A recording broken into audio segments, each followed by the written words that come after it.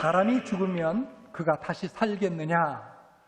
이 말씀은 욥기에 들어있는 말씀인데, 욥기 이후로 인간의 영원한 의문 중에 하나입니다. 주님은 이 말씀에 확실한 대답을 주셨습니다. 나는 부활이요 생명이니 나를 믿는 자는 죽어도 살겠고 무릇 살아서 믿는 자는 영원히 죽지 아니하리라. 그리고 또한 주님께서 나는 내가 삶으로 너희도 살리라 이렇게 말씀하셨습니다. 주님은 이 말씀을 뒷받침하듯 먼저 자신이 부활하셨습니다. 그리고 주님 자신처럼 믿는 자들도 부활하실 것을 분명하게 확증해 주셨습니다. 사랑하는 여러분, 무덤은 인간의 최후가 아닙니다. 그러므로 기독교는 무엇보다도 역사적인 부활을 핵심으로 하는 종교가 되었습니다. 예수 그리스도의 복음, 예수 그리스도의 부활은 복음 중에 사실 복음입니다. 복음 중에 복음인 예수 그리스도의 부활과 믿는 자들의 부활을 확증하기 위해서 사도 바울은 고린도전서 15장 전체를 할애하여 말씀을 전해주고 있습니다. 지금까지 우리는 1절부터 28절까지 말씀을 3주에 걸쳐서 같이 공부했습니다. 1절부터 11절까지는 부활하신 예수 그리스도를 직접 눈으로 목격한 증인들을 바울은 증거로 제시를 했습니다. 그 가운데 특별히 500여 형제가 일시에 보았고 그 중에 아직도 태반이나 살아있다라고 말씀하는 것을 우리가 주목해 볼 필요가 있습니다. 그 말은 무슨 말이겠습니까? 너희들 중에 아직도 부활에 대해서 의심하는 자가 있느냐? 그렇다면 언제든지 부활을 목격한 사람들이 지금까지 생존해 있는 분들이 많이 있는데 직접 들어서 확인해 볼 수 있지 않겠느냐라는 그러한 논증이겠죠. 그리고 12절에서 19절은 신학적이고 그리고 논리적인 또한 관점에서 부활이 없다면 7가지의 비극적인 결론을 제시했습니다. 그리고 우리가 지난주에 특별히 20절과 28절의 말씀에서 구약성경 기록된 사건의 말씀을 통하여 예수 그리스도의 부활의 확실성을 증거했습니다. 예수님의 죽으심을 예표한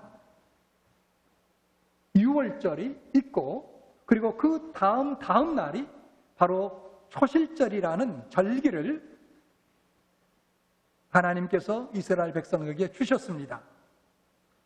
추수를 하기 전 밭에 나가 첫 탄을 베어가지고 하나님 앞에 예물로 드리는 그런 제사였습니다.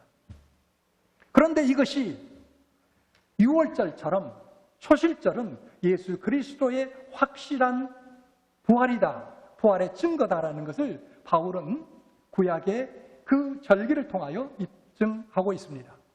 그래서 지난주에 봤던 대로 예수 그리스도의 부활은 첫 열매다. 우리의 부활을 위한 첫 열매다라는 그런 말씀입니다.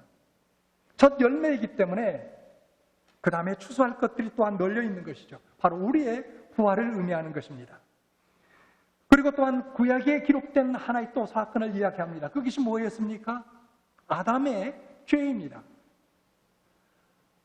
아담의 모든 인류를 대표한 대표성을 지니는 그러한 인물이었는데 그가 범죄함으로 말미암아 어떤 면에서 무고한 모든 태어나는 인류들이 다 죄인이 되었다. 다 그래서 심판받게 되었고 다 지옥에 가야겠다라는 그러한 영적인 그리고 실제적인 사실이죠. 이것을 들어 바울은 부활에 또한 증거를 제시합니다. 한 사람 아담이라는 사람을 통해서 그의 죄로 말미암아 모든 인류가 죽었다면 그보다 더 큰 한 사람 둘째 아담 되는 예수 그리스도의 죽으심과 부활을 통해서 우리는 구원을 얻고 영생을 얻는 것이 합당한 이치가 아니겠느냐라는 그러한 반증입니다.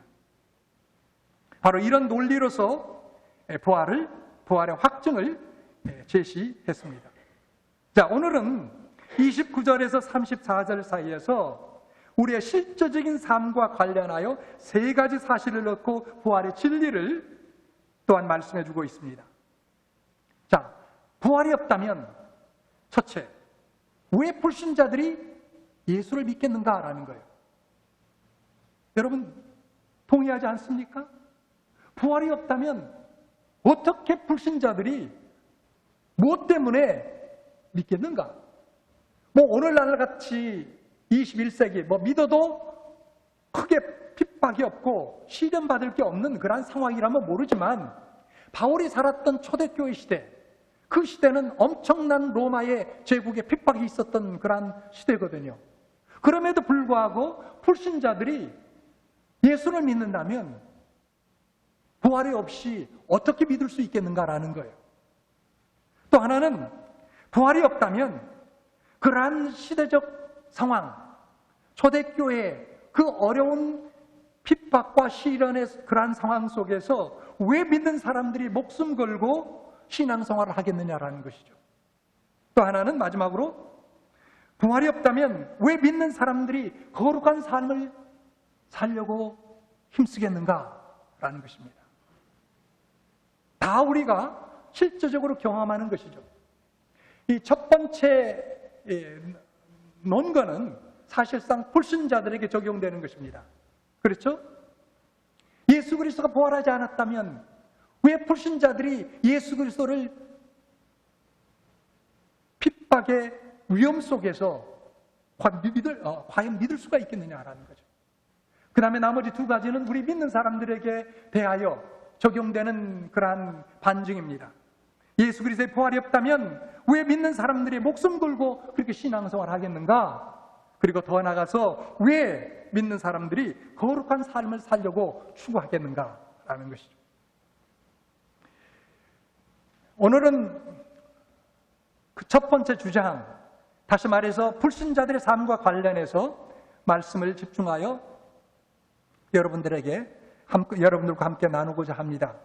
사실 이 첫 번째 논거, 이 주장은 29절에 들어있습니다. 부활이 없다면 어떻게 왜 불신자들이 믿음을 갖고 세례를 받을 수 있겠느냐라는 거예요. 그런데 이러한 논증의 제시를 함에 있어서 29절에 대한 해석이 굉장히 중요합니다. 성경에 난해한 구절들이 많이 있지만 어떤 면에서 보면 29절처럼 난해한 구절이 거의 없다고 생각이 됩니다.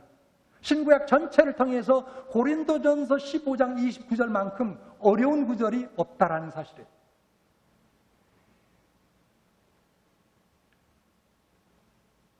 신학자들의 연구한 그러한 결과에 같으면 이 29절을 놓고 지금 안 띄워도 됩니다.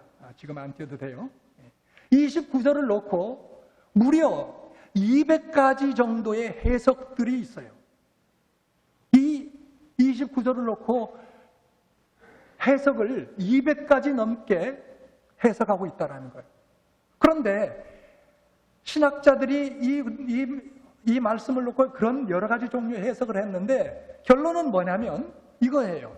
어떤 신학자도 이것이 맞다, 100% 맞다, 확신하다, 이것이 아니면 아니다라고 말하는 신학자가 없어요.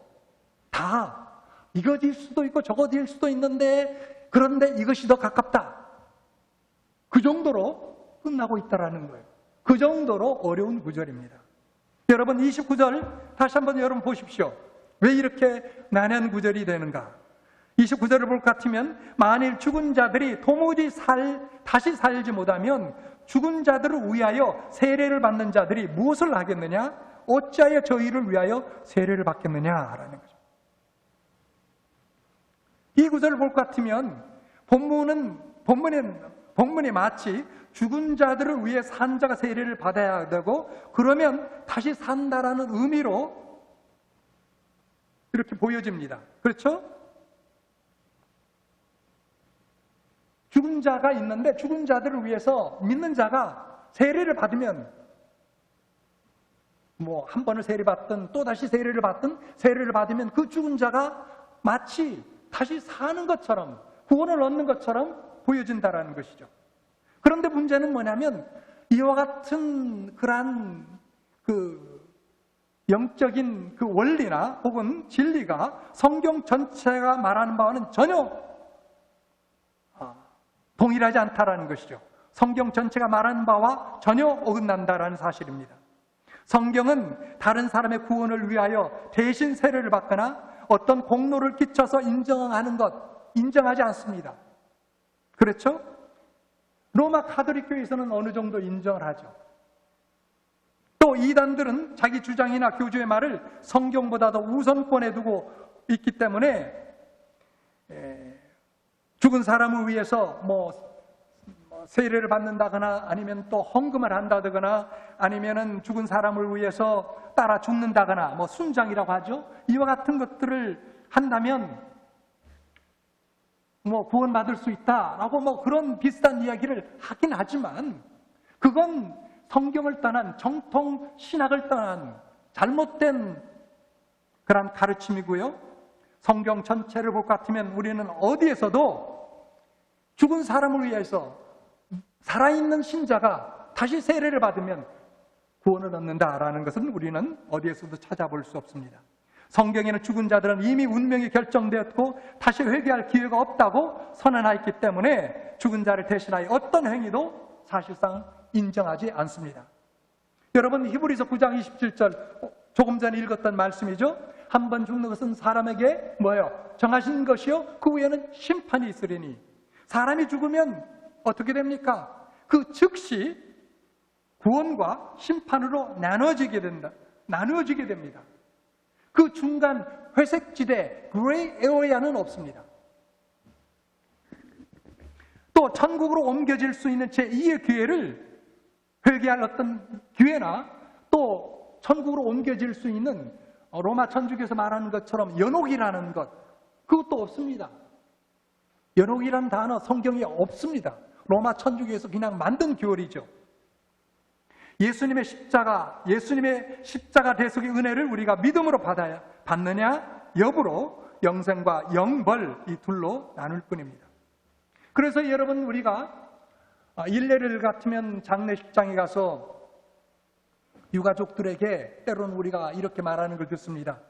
고인의 명복을 빕니다. 여러분 이것이 성경적으로 맞는 말입니까? 고인의 명복을 빕니다.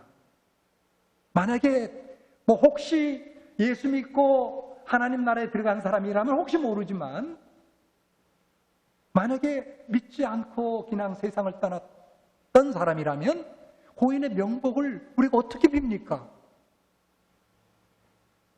명복을 빈다는 건 우리가 죽은 사람을 위하여 기도한다는 건데 무슨 효력이 나겠느냐라는 것이죠.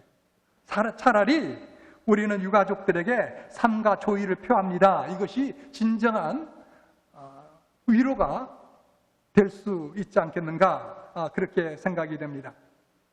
자, 그렇다면 수많은 신학자들이 이 구절을 놓고 이런 해석 저런 해석을 내놓지만 마땅한 정말 우리를 설득하는 그런 해석이 없는데 어떻게 할 건가? 저도 무던 이 구절을 놓고 한 주간 동안 고민하고 많은 책도 제가 들춰보고 또 인터넷 들어가서 제가 설교도 들어보고 했습니다. 여러분 혹시 아시는지 모르지만 남포교회를 담임하셨던 한국의 박영선 목사님, 그분은 정말 위대한, 그분은 정말 훌륭한 목회자이며 신학자이신데 은퇴하셨죠, 얼마 전에. 이분은 설교 가운데 이렇게 말하는 걸 제가 들었습니다. 이렇게 이야기하더라고요. 이 구절은 정말 해석하기 어려우니 천국에 가서 예수님께 물어봅시다 하면서 털털 묻더라고요. 그냥 넘어가더라고요. 이 구절 빼도 저는 문맥상 우리가 전혀 크게 어려움 없다라는 거죠. 그러면서 우리가 천국에 들어가서 물어봅시다 하고 그냥 지나가더라고요. 그런데 제가 LA에서 목회하시는 그레이스 커뮤니티 처치의 존 메가드 목사님이 지으신 고린도전서 강해서를 제가 읽으면서 이것이 아니겠는가라는 그런 생각을 갖게 됐습니다. 그분은 오랫동안 그레이스 바이블 처치를 목회하시고 그리고 머자야 칼리지 그 신학대학원의 학장으로 총장으로 계신 분인데요. 지금도 그분이 이제 고린도 전서 그 주석을 제가 읽으면서 이것이 가장 합당한, 왜냐하면 성경 전체로 보거나 또 이 문맥으로 보거나 가장 근접한 그러한 해석이 아니겠는가 그런 생각을 갖게 되었습니다. 우선 이 29절을 우리가 이해하기 위해서 살펴봐야 될 가장 중요한 한 단어가 있는데 그 단어는 뭐냐면 일단 세례라는 단어를 우리가 바르게 인식해야 된다는 것이죠. 세례라는 것. 초대교회 시대에 세례는 곧 구원을 의미했습니다. 그래서 사람들이 나는 세례를 받았습니다. 그 말은 나는 확실히 주님을 믿고 구원을 받은 신자입니다. 라는 그러한 의미로 통용되었다고 합니다. 당시 시대 상황은 좀 전에 제가 말씀드린 대로 믿는 사람에 대한 엄청난 그런 핍박이 주어지던 때였기 때문에 세례는 그것이 꼭 침례 세례든 물속에 들어간 세례든 아니면은 우리가 지금 하는 것처럼 머리에 뿌리는 그런 세례든지 간에 세례는 순교를 뜻하는 것이었습니다. 핍박과 죽음 앞에서도 믿음을 부인하지 않는 사람들만이 세례를 받았습니다. 오늘과는 상당히 다르죠. 그렇죠? 자신의 믿음과는 상관없이 주변 사람과 상황을 의식해서 세례를 받는 경우가 너무나 많이 있지 않습니까? 특히 한국에서 그 군대에서 보면 지금도 그런지 모르지만 군대에서 보면 군목이 와서 설교하고 믿는 사람 나오라고 하면 다 나가죠. 왜? 안 나가면 나가서 또 일해야 사역해야 되니까. 그러니까 그 주일날 하루는 교회 나가면 얻어먹는 것도 있고 하루 쉬고 하니까 그냥 교회를 다 나가는 거죠. 교회 나가면 또 세례까지 받으라고 하니까 그냥 믿음 없이도 세례 받죠. 그런 일들이 흔하게 있습니다. 심지어 교회에서도 자기의 진짜 믿음과는 상관없이 주변 의식해가지고 또 주변에서 받아라 하고 하니까 그냥 받는 분들도 없잖아 있는 것 같습니다. 구원과는 전혀 상관이 없는 세례죠. 그런 세례는 사실상 100번을 받아도 전혀 의미가 없는 것이죠. 그러나 초대교회에 있어서 세례는 그러지 않았습니다. 정말 목숨 내놓고 신앙 고백하고 그리고 세례를 받았어요. 자, 이 사실을 우리가 기본적으로 인식해야 된다는 것이죠. 그래서 여기 29절의 말씀에 보면 많은 죽은 자들이 도무지 살지 못하면 죽은 자들 위에 세례받는 자들이 무엇을 하겠느냐. 세례받는 자들은 정말 목숨 내놓고 신앙 고백하며 구원받은 자들이 받았던 세례라는 것이죠. 자, 또 하나 중요한 것은 이 구절 속에 들어있는 또 하나의 단어인데 그것은 전치사 휘베르라는 단어입니다. 여기 우리말 성경에 보면 29절에 보면 죽은 자들을 위하여라는 것. 죽은 자들을 위하여. 저기 보십시오. 만일 죽은 자들이 다시 살지 못하면 죽은 자들을 위하여 세례를 받는 자들이 무엇을 하겠느냐? 어찌하여 저희를 위하여 세례를 받겠느냐? 라고 되어 있는데 이 위하여라는 단어가 원래 헬라어로 휘베르라는 단어예요. 그런데 이 한 단어, 휘베르라는 단어가 위하여라는 그런 뜻도 있지만 하나의 뜻만 아니다라는 것이죠. 무슨 뜻이 있냐면 사전에 볼 것 같으면 위에서, 위에서, 그리고 그걸 넘어서서 across 영어로 하면 그 다음에 대신에 instead of 말이죠. 그 다음에 인하여 because of 관점에서 in perspective of 이런 여러 가지 의미로 실제로 쓰였다는 것입니다. 그래서 조한 메가더 목사님은 여기서 위하여라는 그러한 해석만 하지 말고 거기에 집착하지 말고 인하여라고 말한다. 우리가 해석한다면 전체적으로 의미가 통하지 않느냐라는 것이죠. 만약 죽는 자들이 도무지 다시 살지 못하면 죽는 자들을 인하여 세례를 받는 자들이 무엇을 하겠느냐? 어찌하여 저희를 인하여 세례를 받겠느냐라는 것이죠. 자, 이 말을 조금 구체적으로 풀어서 설명해 봅시다. 그 다음 보십시오. 만약 죽는 자들이 도무지 살지 못하면 죽은 자들, 여기서 죽은 자들은 누구를 말합니까? 믿음을 갖고 죽은 성도들을 인하여, 성도들을 뜻하는 거겠죠. 자, 저들을 인해서 세례받는 자들, 그들이 누구일까요? 불신자들이죠. 이 불신자들이 무엇을 하겠느냐? 어찌하여 저희를, 다시 말해서 성도를 인하여 세례를 받겠느냐라는 것이죠. 이렇게 해석이 됩니다. 여러분 오해하지 마세요. 저는 해석을 이렇게 해보자, 존 맥아더의 그 목사님의 제안처럼 이렇게 해보자라는 것이지 원어를 바꾸지 않았습니다. 원래 헬라 단어를 바꾸지 않았어요.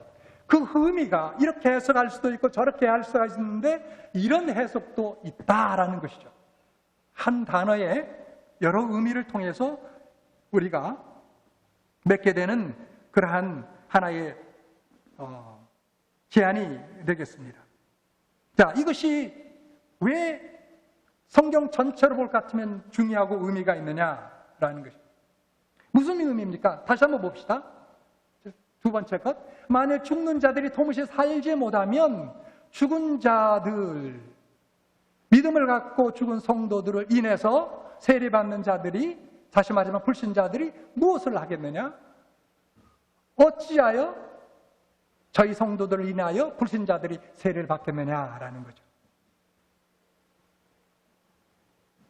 자, 이 해석이 의미하는 바가 우리의 삶 속에서 흔히 일어나는 것을 우리는 경험합니다. 먼저 여러분 성경에서 나타난 예를 보도록 하겠습니다. 이 말이 무슨 우리가 실제 삶에서 어떻게 적용되는지 성경을 통해서 한번 살펴보겠습니다. 여러분 바울이 어떻게 예수 그리스도를 믿게 되었습니까? 우리가 알죠? 사도행전에 볼 것 같으면 바울이라는 사람이, 그 당시에는 바울이 아니고 사울이었죠. 사울이라는 청년이 예수 믿는 사람을 잡아 죽이기 위해서 먼 이웃나라 시리아죠. 그 나라의 다메섹이라는 곳으로 가는 가운데 주님을 만나게 됩니다. 부활하신 주님을 만나게 됩니다. 사울아 사울아 내가 어찌하여 나를 핍박하느냐? 주여 누구시니까? 라고 했을 때 주께서 이야기합니다. 나는 내가 핍박하는 예수라. 그래서 꼬꾸라졌죠. 그래서 우리는 사울이 예수를 믿어 바울이 된 것을 우리는 알고 있습니다. 그러나 사랑하는 여러분, 사실 하나님께서는 바울이 다메섹 도당에서 예수님을 만나기 이전부터 이미 역사하셨어요. 그게 뭐였습니까? 바로 스데반의 순교 사건이었습니다. 사울이라는 청년이 예수 믿는 사람을 잡아 죽이기 위해서 동분서주하고 있을 때에 사울이란 스데반을 만났죠. 그래서 무리를 선동해서 스데반을 돌로 쳐 죽입니다. 죽어가는 가운데 스데반이 어떻게 합니까? 무릎 꿇고 그가 이렇게 주 앞에 이야기합니다. 기도합니다. 주여 이 죄를 저에게 돌리지 마옵소서. 사랑하는 여러분, 사울이라는 이 청년은 죽어가면서 하나님 앞에 저들을 위해서 기도하는 그 기도를 보고 심한 충격을 받았을 것입니다. 또 한 가지 예를 봅시다. 예수님의 예예요. 예수님께서 십자가에 달리셨습니다. 그를 주의한 로마 백부장을 보십시오.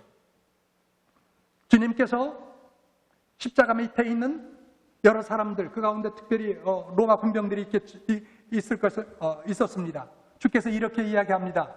아버지여 저희를 사하여 주옵소서. 자기 하는 것을 알지 못함이니라 라고 기도하시면서 운명하는 그 모습을 지켜본 로마 백부장이 무엇을 말합니까? 그의 입술을 통해서 뭐가 나옵니까? 누가복음 23장 47절을 보면 백부장이 그 된 일을 보고 하나님께 영광을 돌려가로되 이 사람은 정령 의인이었도다 라는 말이 터져나옵니다. 하나님께 영광을 돌리며 이 사람은 정령 의인이었도다. 우리는 이 백부장이 결국 나중에 예수를 믿었는지 안 믿었는지 확신할 수는 없죠. 그러나 저는 아마 충분히 이 백부장은 후에 예수를 믿었을 것이라고 개인적으로 저는 생각하고 믿습니다. 여러분, 스데반 집사나 예수님은 어떻게 이렇게 자기를 죽이는 자들을 진심으로 용서하며 순교의 죽음을 맞이할 수 있었겠습니까? 바로 무덤이 끝이 아니라는 사실 때문이었습니다. 죽음 저편에 새로운 삶, 영원한 삶이 있다는 확신 때문이었습니다. 이러한 부활의 확신을 갖고 죽은 사람의 순교한 삶을 볼 때에 불신자들은 말할 수 없는 충격을 받고 더 나아가 그들을 구원받게 하는 그러한 동기부여로 인도할 수 있다는 것이죠. 독소 전쟁 때, 다시 말해서 독일과 러시아가 전쟁을 했었죠. 18세기입니까? 독일과 소련이, 러시아가 전쟁을 했는데 7명의 러시아 군인들이 포로로 잡혀서 사형언도를 받았습니다. 총살 당하기 전날 저녁 한 러시아 포로 병사가 찬송가를 불렀습니다. 여러분 잘 아시는 찬송가죠. 주의 친절한 팔에 안기세. 주의 친절한 팔에 안기세. 왜 이런 찬송을 부르는가 질문을 받게 되자 이 아주 어린 그 병사가 대답하기를 3일 전에 한 교회에서 흘러나오는 이 찬송을 듣게 됐는데 아마 전투 중에 한 교회를 지나다가 그 찬송가를 들었던 것 같아요. 그래서 들었는데 사실 그 노래는 주의 친절한 팔에 안기세, 이 노래는 자기가 어렸을 적에 어머님이 늘상 부르고 들려줬던 그런 찬양이었다고 그렇게 얘기했습니다. 그러면서 내가 이제 내일 총살을 당하게 되는데 돌이켜보니 내가 그동안 예수를 믿지 않고 지냈던 나의 삶이 얼마나 후회스럽고 그리고 어리석은지 깨닫게 되었다고 이야기를 했습니다.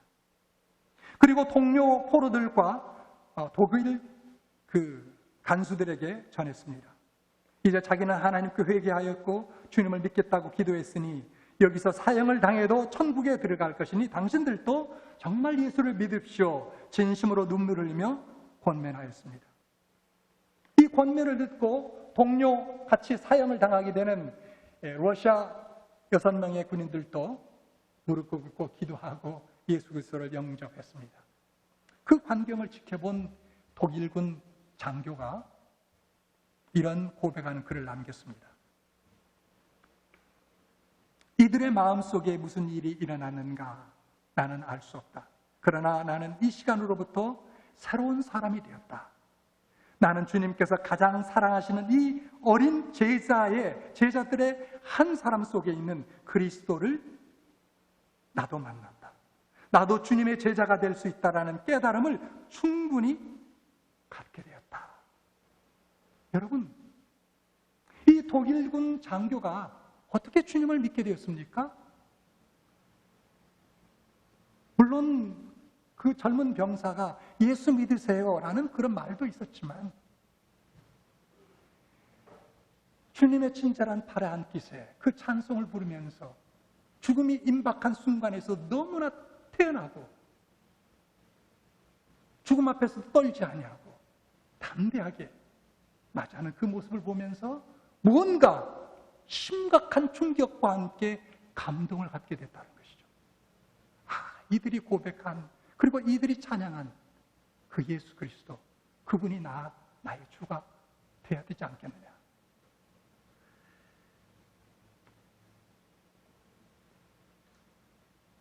제가 신학교 다닐 때에 우리 학교에 한국에서 온 목사님이 계셨는데 목회하면서 가장 좋은 전도는 장례 때라고 합니다. 장례 때. 제가 생각할 때도 그렇습니다. 가장 전도하기 좋은 때는 언제인가? 바로 장례 때입니다. 어느 성도가 불신자 가족을 놓고 먼저 세상을 떠날 때 두 가지 면에서 특별히 정말 놀라운 전도 기회입니다. 이분은 여러분의 가족 중에 이분은 예수 믿고 천국에 가는데 여러분도 천국 가야 되지 않겠습니까? 여러분은 지금 여러분 유가족들은 헤어질 것을 놓고 슬퍼하는데 예수 믿으면 다시 만나게 되지 않습니까? 영광스러운 만남 그것이 있지 않습니까? 라고 이야기할 때 적지 않은 그 불신 유가족들이 결국 예수 믿는 경우를 저는 적지 않게 보았습니다. 바로 이것입니다. 사랑하는 여러분, 부활신앙으로 죽음 앞에서도 담대하게 나가는 모습을 세상에 보일 수 있게 되기를 바랍니다. 구차고 비겁하게 죽음 앞에서 떨지 않는 여러분 될 수 있기를 바랍니다. 더 나아가서 죄악 세상에 있는 세상권들의 마음을 뺏기고 짧은 인생에 집착하여 오늘만을 위하여 사는 그런 인생이 아니라 내일과 영원한 삶을 위하여 준비하는 종말론적인 그런 삶을 지향하는 여러분 될 수 있기를 바랍니다.